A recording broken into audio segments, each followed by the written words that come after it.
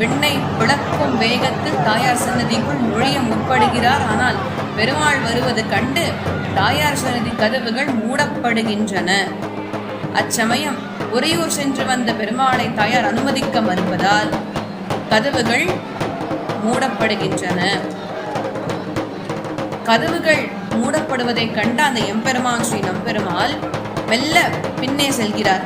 தாயார் சன்னதி கதவுகள் மீண்டும் திறக்க இரண்டாவது முறையாக பெருமாள் வேகமாக ஓடி உள்ளே நுழைய முயல்கிறார். முறையும் கதவுகள் மூடப்பட்டு விட்டன. கூடவே பூவும் தயிரும் வீசப்படுகின்றன. மீண்டும் எம்பெருமான் பின்னே மெதுவாக சென்று விடுகின்றார். மட்டடி வாங்கிய சில பேர் உள்ளார்கள். பெருமாளுடன் சுற்றுகிறார்கள் அல்லவா, ஆனால் அவளுக்கும் மட்டடி சேவை நடக்கும். அந்த பெருமாள் மேல வீசக்கூடிய பூவும் தயிரும்